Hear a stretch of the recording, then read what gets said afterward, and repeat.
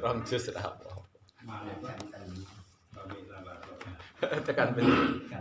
Kapujul. Saya Jus 2 awal. Saya kulo subhanallah. Monggo kita mulai maaf masih sampai mengingat kedalem. Assalamualaikum warahmatullahi wabarakatuh. Waalaikumsalam. Alhamdulillahirabbil alamin wassalatu wassalamu ala asyrafil anbiya'i wal mursalin wa ala alihi wa sahbihi ajma'in amma ba'd. Allahumma shalli ala sayyidina Muhammad wa ala alihi wa ashabihi ajma'in amma ba'd. Bapak-bapak yang telepon mati. Marilah kita Apa? pada HP-nya dulu. kita Apa punya? mulai lagi untuk tadarus Al-Quran, tadarus dan pengajian Al-Quran setelah kita melaksanakan hataman yang pertama. Mudah-mudahan dengan kegiatan hataman kemarin kita akan lebih giat semangat untuk mempelajari dan mungkin mendalami daripada Al-Quran, terutama mendalami bacaan Al-Quran. Kita belum puas kalau membaca Al-Quran itu baru paham, kemudian mestinya kita bisa membaca secara baik dan benar. Pembacaan Al-Quran yang baik dan benar itu adalah juga dengan kita harus mengetahui bagaimana cara-cara kita membaca Al-Quran yang baik dan benar. Tidak lain adalah salah satu syaratnya mengetahui daripada ilmu membaca Al-Quran yang baik dan benar, yaitu dengan didasari dengan ilmu tajwid. Ilmu tajwid adalah suatu ilmu guna mempelajari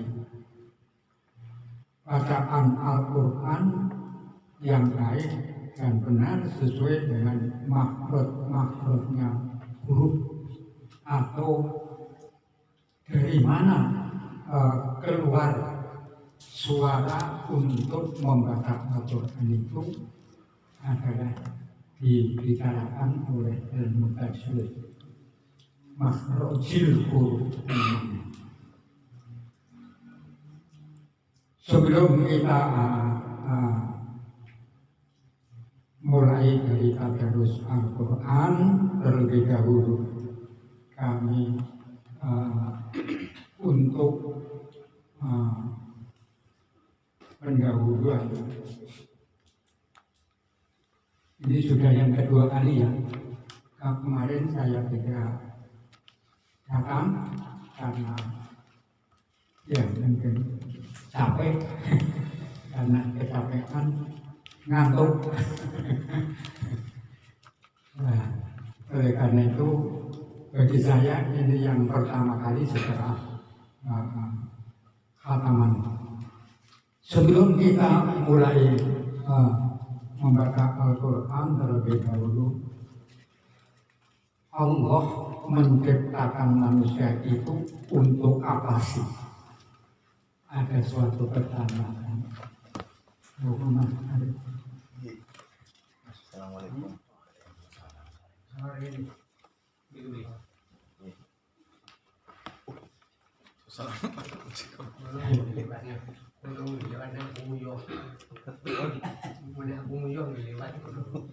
Kono kae sama mbok kae. Ini jujur Mas Said.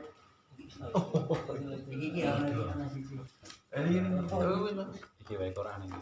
Pakai ini era apa?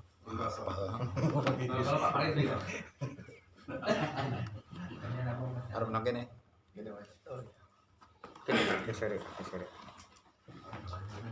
Ya, kita lanjutkan. Ada suatu pertanyaan, untuk apa sih Allah menciptakan manusia? Kalau dulu, waktu yang lalu sudah saya sampaikan bahwa penciptaan manusia yang Allah menciptakan manusia yang pertama itu adalah seorang diri, kemudian menciptakan istrinya, yaitu Adam dan Hawa. Kemudian diperkembangbiakan dengan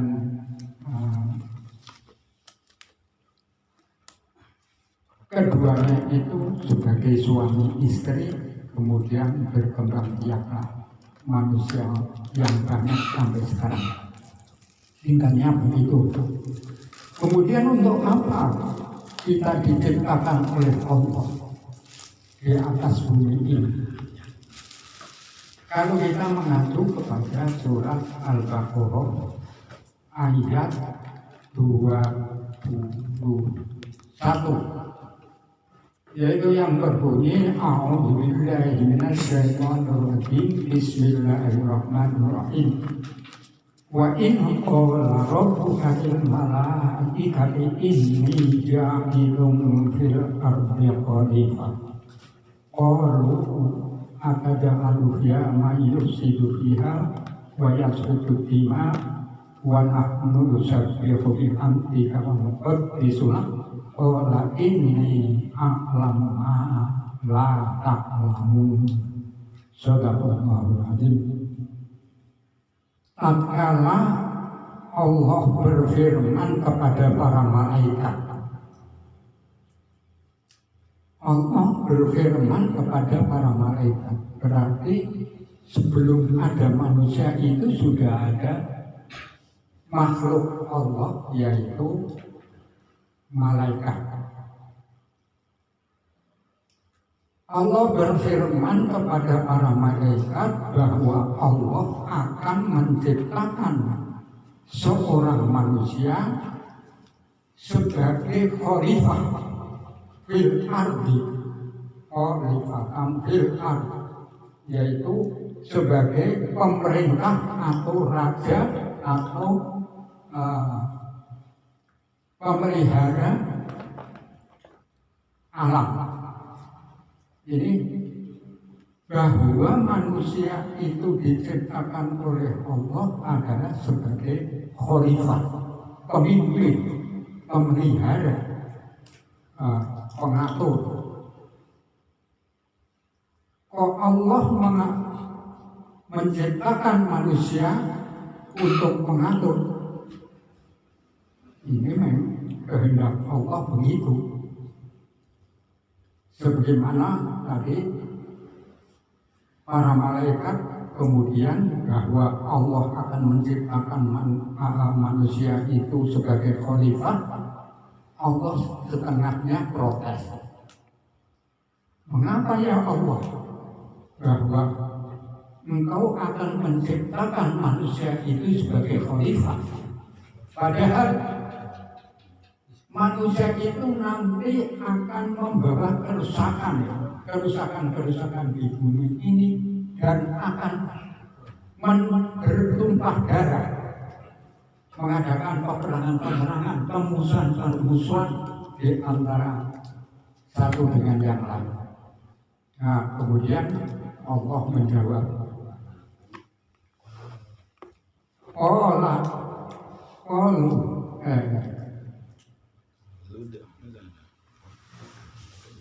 ini ahlamu ma la ta'lamun. Ola ini ahlamu ma la ta'lamun. Aku berfirman kepadamu dan aku lebih mengetahui apa-apa yang kamu semuanya tidak mengetahui. Ini ilmu Allah. Jadi rahasia Allah mau menciptakan manusia itu sebagai khalifah itu adalah karena para malaikat itu tidak tahu apa kehendak Allah menciptakan manusia sebagai pemimpin. Nah. Kemudian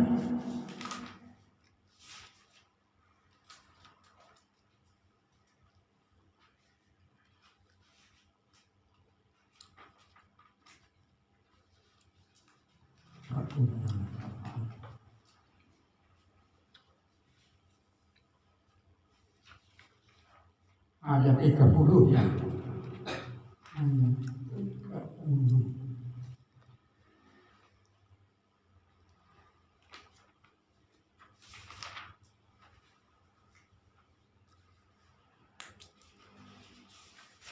Ayat kulna lil malaikati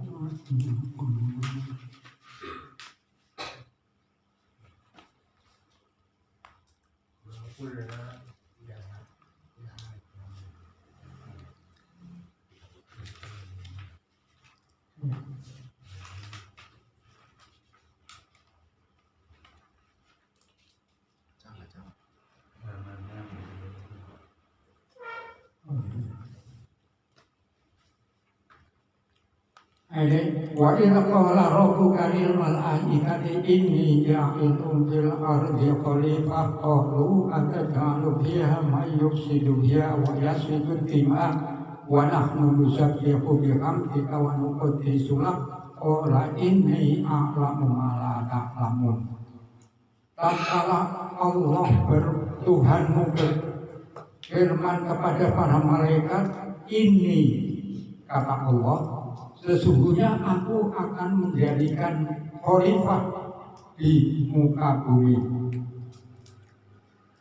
Qalu ataj'alu fiha may yufsidu fiha wa yasfiku dima.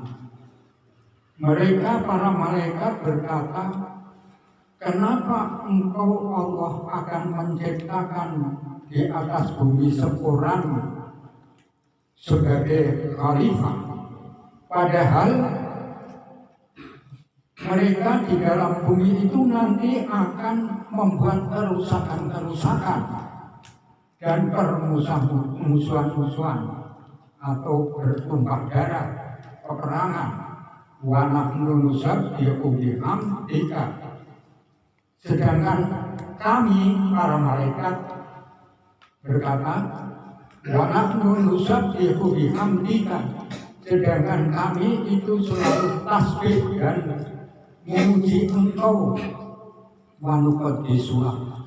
Qala inni a'lamu ma la ta'lamun. Kemudian Allah menjawab kepada pertanyaan malaikat, aku lebih mengetahui, kata Allah, apa-apa yang engkau tidak mengetahui. Nah, inilah bahwa manusia Allah menciptakan manusia itu menjadi khalifah. Khalifah itu adalah pemerintah atau pemelihara atau raja atau pengatur. Kenapa kok Allah tidak mengatur sendiri?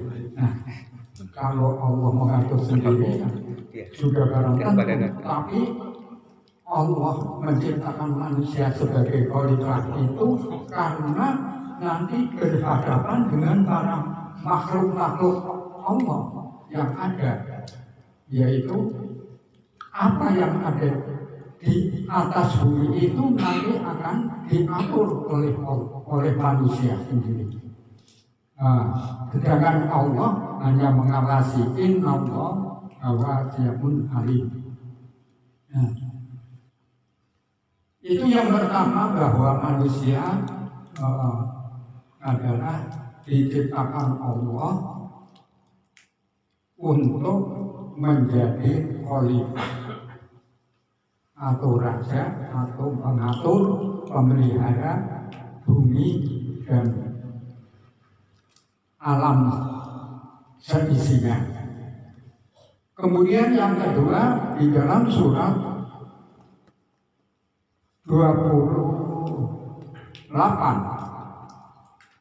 kaifa takfuruna billahi wa kuntum amwatan fa ahyakum tsumma yumitukum tsumma yuhyikum tsumma ilaihi turja'un.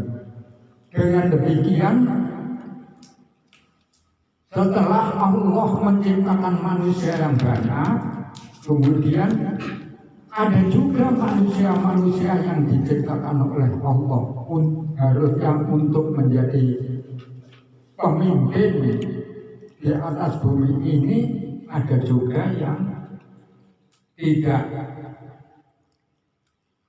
mau percaya atau tidak memahami bahwa manusia itu ada yang ingkar, ada yang tidak mau melaksanakan tugasnya di atas bumi. Nah, padahal di dalam surat yang ke-30, ya ayyuhan nasu budu rabbakumul ladzi khalaqakum, ya ayyuhan nasu budu rabbakum.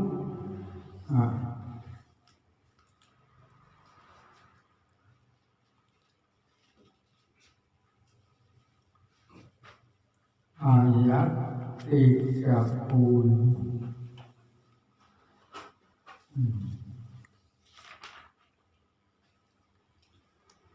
Ya ayyuhan nasu budu rabbakumul ladzi khalaqakum wal ladzina min qablikum la'allakum tattaqun.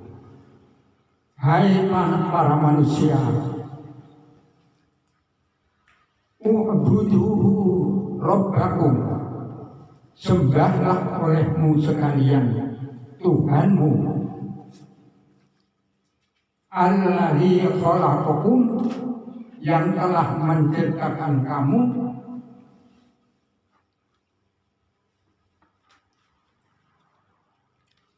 ya ayyuhan nasu u'budu rabbakum alladzi khalaqakum wal ladzina min qablikum, dan yang telah menciptakan orang-orang sebelum kamu sekalian, la'allakum tattaqun, supaya kamu sekalian menjadi orang yang takwa. Itu perintahnya. Kemudian bahwa ayat ini menunjukkan bahwa tugas manusia itu yang kedua adalah untuk beribadah. Sedang tugas yang pertama sebagai khalifah, kemudian yang kedua adalah untuk beribadah kepada Allah Subhanahu wa Ta'ala. Ibadah di sini ada dua macam, ibadah makhluk dan ghairu makhluk. Ibadah makhluk adalah ibadah yang telah diatur sedemikian rinciannya, aturan-aturannya diatur secara terperinci, seperti yaitu yang tersebut di dalam ibadah atau yang tersebut di dalam rukun Islam yang kelima, yaitu yang pertama syahadat, yaitu syahadat ini, syahadat tauhid dan syahadat rasul. Kemudian sholat, zakat, puasa, dan haji.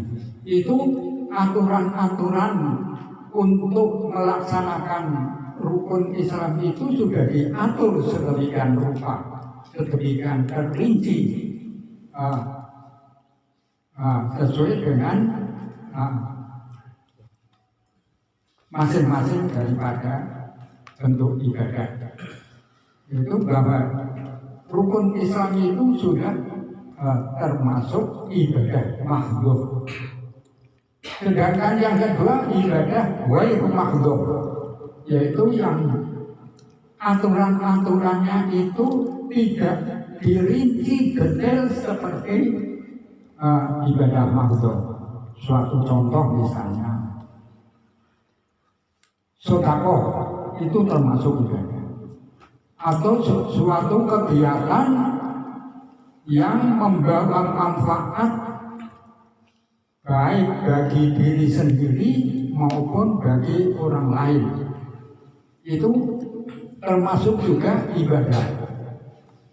Itu ibadah secara umum. Kalau ibadah mahdhuf, ibadah khusus, karena aturannya itu sudah khusus harus dilaksanakan sesuai dengan yang tersebut di dalam aturan-aturan itu, seperti sholat, aturannya ya harus seperti biasa yang kita laksanakan, ada takbir, ada fatihah, ada, itu sudah diatur secara rinci. Sedangkan ibadah yang lain itu tidak terpancang oleh waktu maupun tempat, itu yang disebut ibadah ghairu mahdhuf. Nah, itu sebagai tugas manusia, dengan kesimpulan bahwa tugas manusia itu ada dua macam, yaitu tugas manusia sebagai khalifah di atas bumi, kemudian yang kedua tugas manusia adalah untuk beribadah kepada Allah Subhanahu wa Ta'ala. Adapun ibadah adalah ada dua macam, yaitu ibadah mahdhuf dan ghairu mahdhuf. Ibadah mahdhuf adalah ibadah yang aturan-aturannya sudah diatur secara rinci dan dilaksanakan harus sesuai dengan yang telah disebut dalam aturan-aturan itu. Sedangkan ibadah ghairu mahdhuf yaitu ibadah, boleh dikatakan ibadah umum, di mana sesuatu kegiatan yang ada membawa manfaat bagi diri sendiri, baik bagi orang lain, berdasarkan karena harapan ridho dari Allah Subhanahu wa Ta'ala. Itu kegiatan-kegiatan yang bermanfaat seperti ibadah sosial, ibadah di dalam kemasyarakatan, itu termasuk ibadah asalkan didasari atau diniatkan dengan mengharap daripada ridho Allah Subhanahu wa Ta'ala. Sementara itu mudah-mudahan di tahun yang baru ini kita akan lebih meningkat amaliyah kita. Amin. Ibadah kita ditingkatkan, termasuk kita untuk mempelajari Al-Quran, yaitu terutama bacaan yang benar dan baik. Nah, oleh karena itu mari kita untuk membaca Al-Quran mulai dari juz 2 ayat 10. Mari kita berdoa terlebih dahulu. Bismillahirrahmanirrahim. Rabbis